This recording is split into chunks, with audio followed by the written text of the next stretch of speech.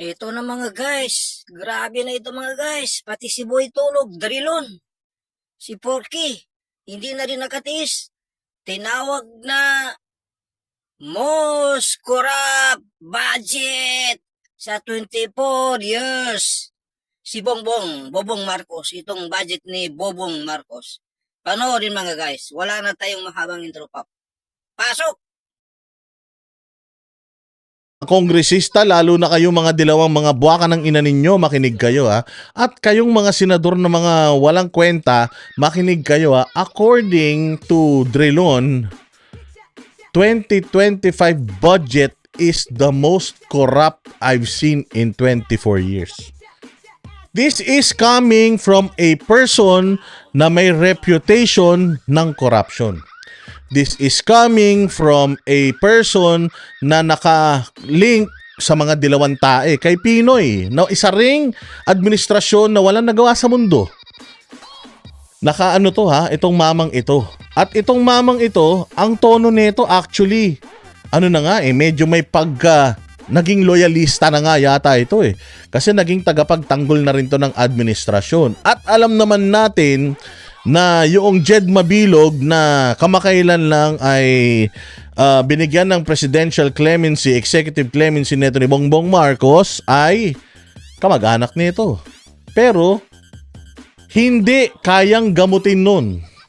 Ganon katindi, ganon kakurakot yung 2025 budget to the point na may utang na loob na itong pamilya na to dahil dun sa executive clemency na ibinigay dun sa kanyang pamangkin, pinsan, kung sino man yan.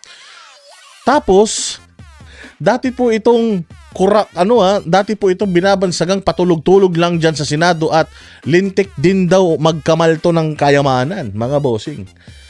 So kumbaga parang si Lupin III na isang magnanakaw ay sasabihin pang mas magnanakaw pa sa kanya etong pinapatungkulan niya. Halimbawa, si Jay Guevara, ako si Lupin III.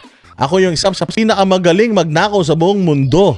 Pero sinasabi ko na si Jay, grabe, lintik, ang tigas ng muka, magnanakaw talaga. Imagine, ang isang magnanakaw, binabansagan niyang magnanakaw yung kapwa niya magnanakaw, ikaw na yung pinakamagaling magnakaw. Ibig sabihin, kung ako si Lupin, si Jay Guevara, yung isa nabihan kong ang galing magnakaw, ibig sabihin, mas magnanakaw pa kaysa sa akin si Jay Guevara. Kung ako ang pinakamagaling magnakaw sa buong mundo, then si Jay Guevara siguro yung pinakamagaling magnakaw sa buong universe. Ganon yung klasifikasyon nun, mga bossing. Crucial po ito mga bossing ha. Etong sinabi ni Drilon na ang 2025 budget is the most corrupt I've seen in 24 years. Imagine ha, I've seen. Ang tagal na nitong naging senador. Mantakin mo in 24 years, etong budget ni Bongbong Marcos ang pinakakupal. Itong budget ni Bongbong Marcos yung pinakabrutal. Itong budget ni Bongbong Marcos ng 2025 ang pinaka-animal, pinaka-hayop, pinaka-satanas, pinaka-demonyo sa 24 years ni Drilon. Sa 24 years ni Drilon na naging senador siya. Imagine. Grabe yun. Isa tong matinding statement. And then, bakit ko ba binibigyan mo pa Boss Dada ng bilang yung sinasabi ni Drilon, wala namang kwenta. Ayun na nga. Imagine mo isang walang kwentang tao na nababansagan na magnanakaw ay nagsasabi na ito na yung pinakatarantado. So parang tila mo, nagsisisi pa to si Drilon na putang ina, sana ngayon ako naging senador. Kasi kung ngayon ako naging senador, nung panahon ko, mantakin mo 24 years mantakin mo yung 24 years, ako'y nasa gobyerno, putang ngayon lang ako nakakita ng ganito katalamak ang pagnanakaw harap-harapan kahit maliwanag ang araw at ang buwan. Kung ngayon ako naging senador, sigurado mas mayaman ako.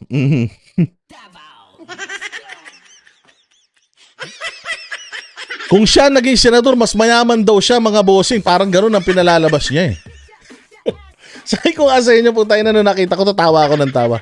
Sobrang tawang-tawa ako mga bossing kasi putya drilon na to eh. Galit na sa mga Duterte ito. Dilawang tain na ito. Hindi pa rin siya makapaniwala na putang ina magnanakaw na kami pero mas magnanakaw pa pala sa amin, animal na yan. So talagang binabansagan niya itong administrasyon ni Bongbong Marcos na putang ina pinakakorap. Imagine na pinakakorap. Ito si Drilon parang tong Rita Hontiveros, para tong Leila de Lima, para tong mga hardcore na dilawan na putang ina walang magandang ginawa si Duterte sa kanila pero nakakita itong si ng katotohanan.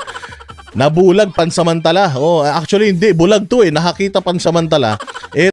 Ating pinakamamal at pinakatamad, pinakawalang alam, pinakaluko-luko at pinakaganid na presidente sa buong mundo. Tangina no? Ang lupit mo, Bongbong Marcos, putay na. Ikaw ang may hawak ng record ng pinakaulul na presidente na naging presidente ng Pilipinas. Walang hiya ka talaga. So eto mga bossing, mainit-init pa. At talaga namang umaatikabo, bumubulusok, umuusok. Aba, mga boss, talaga naman. Sabi ko nga eh.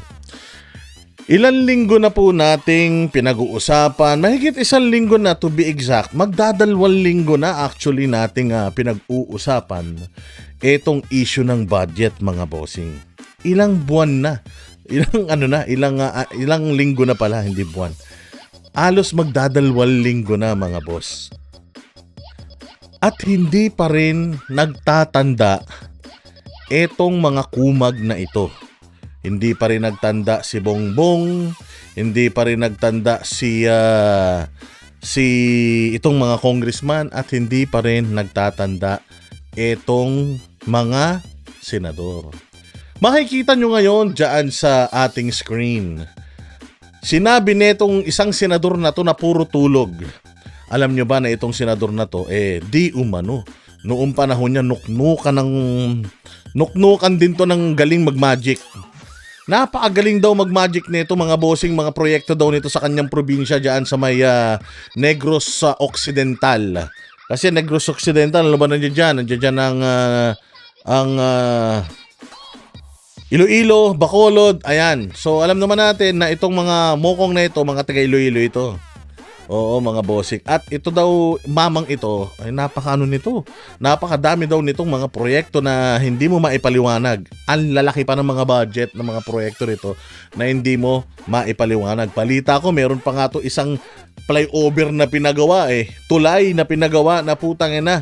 Hindi napakinabangan dahil bengkong-bengkong. Putang ina yung tulay, di mo alam kung kahit tao yata ang damaan doon, baka gumuho yung hinayupak na tulay na yun. According to yung mga dating balita, etong mokong na to ang may kasalanan. Again masasabi din ng itong si Drilon ang isa sa mga pinakakurakong. Pinakakurakong isa, hindi natin sinabi pinakakurakong. Isa sa mga pinaka-questionable ang karakter pagdating sa Senado. Pagdating po mga bossing sa pagdating sa budget, okay? Isa